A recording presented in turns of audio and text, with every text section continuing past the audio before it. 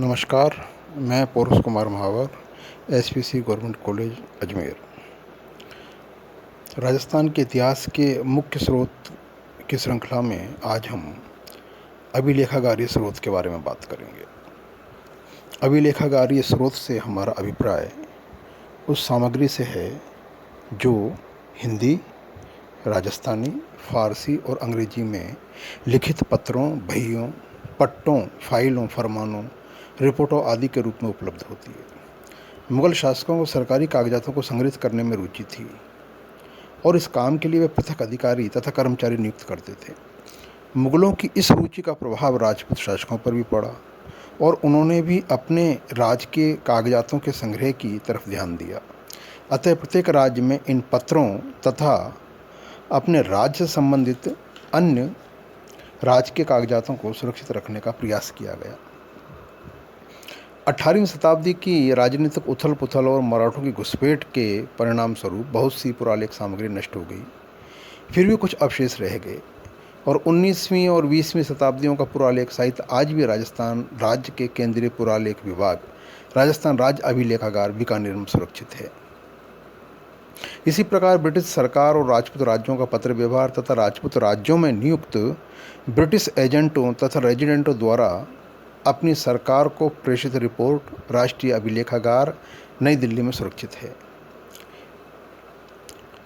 इस प्रकार से उपलब्ध पुरालेख सामग्री के वैज्ञानिक अध्ययन से राजस्थान के राजनीतिक, सामाजिक, आर्थिक, धार्मिक और सांस्कृतिक इतिहास के निर्माण में महत्वपूर्ण सहायता मिलती है।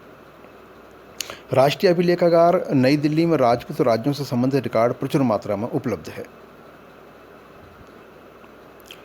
इन रिकॉर्डों के द्वारा हमें राजपूत राज्यों के साथ ईस्ट इंडिया कंपनी की संधियों, शासकों से लिए जाने वाले वार्षिक खिराज, शासकों और सामंतों के पारस्परिक संबंध, राजपूत शासकों के दरबार में ब्रिटिश समर्थक दलों, सैनिक बटालियनों की स्थापना, सामंतों की सैनिक सेवाएं, शासकों को उत्तराधिकारी और अभिभावक परिषद, राजपूत राज्यों की शासन व्यवस्था, सती प्रथा, कन्यावध, कृषि, भूमि कर और भू बंदोबस्त, अकाल, शिक्षा, उद्योग धंधे, व्यापार वाणिज्य, राहदारी और चुंगी शुल्क तथा परिवहन एवं संचार व्यवस्था संबंधी महत्वपूर्ण जानकारी मिलती है। इसी तरह से आधुनिक राजस्थान के राजनीतिक, आर्थिक, सामाजिक और सांस्कृतिक इतिहास के निर्माण में राष्ट्रीय अभिलेखागार नई दिल्ली में उपलब्ध जो सामग्री है उसका अत्यंत महत्वपूर्ण स्थान है। और इसी तरीके से राजस्थान राज्य अभिलेखागार बीकानेर में उपलब्ध फारसी भाषा में लिखित फरमान, मंसूर, रुक्का, निशान, हसबुक, हुक्म, इंशा और रुक्केया तथा वकील रिपोर्ट महत्वपूर्ण सामग्री है। इनमें से फरमान, मंसूर व रुक्के स्वयं मुगल सम्राट द्वारा जारी किए जाते थे। सामान्यतः शाही वंश से संबंधित लोगों, शाही मनसबदारों तथा विदेशी शासकों के नाम से जारी किए जाते थे। सम्राट द्वारा जारी किए जाने वाले कागजातों पर सम्राट का तुगश होता था और इसके साथ स्वयं सम्राट द्वारा लिखी गई कुछ पंक्तियां अथवा उसके दाएं हाथ के पंजे का निशान होता था। जहांगीर के समय में नूरजहां के प्रभुत्व काल में सरकारी कागजातों पर नूरजहां की मोहर लगाई जाती थी। राजस्थान के शासकों ने इस प्रकार के फरमानों, मंसूरों तथा रुक्कों को सुरक्षित रखा, जो इस समय बीकानेर के राज्य अभिलेखागार में मौजूद है। इनसे राजपूत शासकों और मुगल शासकों के आपसी संबंध की जानकारी प्राप्त होती है। मुगल सम्राट की आज्ञानुसार शाही पदाधिकारियों द्वारा जारी किए जाने वाले कागजात हस्बुल हुक्म, इंशा व रुक्कयात के नाम से पुकारे जाते हैं। राजपूत राजाओं की तरफ से सम्राट तथा शहजादों की सेवा में प्रेषित कागजात अर्जदास्त के नाम से पुकारे जाते थे। ये भी प्रचुर मात्रा में पुरालेख विभाग में उपलब्ध है। मुगल शासनकाल में प्रत्येक राजपूत शासक मुगल दरबार में अपना वकील रखता था, जो अपने शासक को दरबार की गतिविधियों के बारे में नियमित रूप से सूचना भेजते रहते थे। इनको वकील रिपोर्ट कहा जाता था। इसके अध्ययन से न केवल राजपूत शासकों और मुगल सम्राटों के आपसी संबंधों का ही पता लगता, अपितु मुगल दरबार में होने वाली कूटनीतिक घटनाओं, राजनीतिक घटनाओं, राजनीतिक षड्यंत्रों और उत्तराधिकारी संघर्ष एवं अमीरों की दलबंदी की भी जानकारी मिलती है। राजपूत राज्यों में बहियाँ लिखने की परंपरा मध्यकाल में ही प्रारंभ हो चुकी थी। जिन बहियों में राजाओं की दैनिक चर्या का उल्लेख रहता था उन्हें हकीकत बहियाँ कहा जाता था। जिनमें शासकीय आदेशों की नकल होती थी उन्हें हुकूमतरी बही कहा जाता था और महत्वपूर्ण व्यक्तियों से आने वाले पत्रों की नकल जिसमें रहती थी उसे खरीता वही कहा जाता था। विवाह शादी से संबंधित वही, ब्यावरी वही और सरकारी भवनों के निर्माण से संबंधित भैया कमठाना वही कहलाती थी। बहुत सी वहियाँ अभिलेखागार में उपलब्ध है। राज्य अभिलेखागार बीकानेर में जिन प्रमुख राज्यों का रिकॉर्ड उपलब्ध है उनमें जोधपुर से संबंधित रिकॉर्ड, जिनमें हकीकत भैया, हकीकत खाता रजिस्टर, हकीकत खाता भैया, खास रुक्का, परवाना भैया, हत भैया, अर्जी भैया, खरीता भैया, सनद भैया, ओहदा भैया, ब्यावरी भैया, हवाला भैया, पट्टा भैया और दस्तरी रिकॉर्ड भैया, जमा खर्च भैया आदि मुख्य है। इनके द्वारा सामंतों तथा शासकीय अधिकारों द्वारा राज्य के संबंध में किए जाने वाले कार्यों की जानकारी है। इसी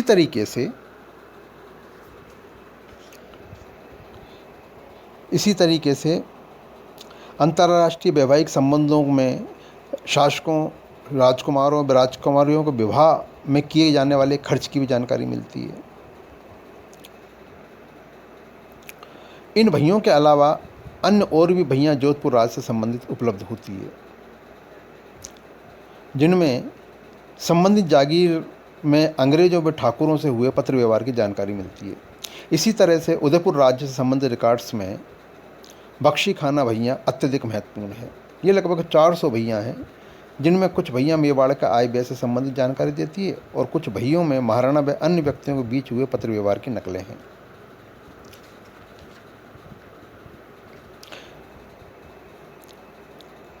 मेवाड़ के राजनीतिक इतिहास, महाराणा व सामंतों के पारस्परिक संबंधों, राज्य की आर्थिक स्थिति की जानकारी इन भैयों में मिलती है। ये भैयाँ लगभग 1894 ईस्वी से आगे की जानकारी देती है। इनमें श्यामल दास कलेक्शन भी अत्यंत महत्वपूर्ण है, जो कविराज श्यामल दास ने वीर विनोद का प्रणय करने से पूर्व संग्रहित की थी। इसके अतिरिक्त मेवाड़ राज्य से संबंधित कुछ भैयाँ जैसे देविस्तान भैया, सिले खाना के कागजात, हिसाब के रिकॉर्ड्स, उदयपुर रेजिडेंसी की पत्रावलियाँ आदि सामग्री भी उपलब्ध होती है। बीकानेर राज्य से संबंधित रिकॉर्ड्स में मालरी भैया, हासिल भैया, खालसा के गांवों की भैया, जमा खर्च भैया, पुण्यार्थ भैया, कमठाना भैया, मोदी खाना भैया, जगात्री भैया, कागजरी भैया आदि प्रमुख हैं। जयपुर राज्य से संबंधित रिकॉर्ड में सिया हुजूर, दस्तूर कोमबार के अलावा तोजी रिकॉर्ड्स, नक्शा जमा परगनात, कागजात जात फाइलें आदि महत्वपूर्ण है।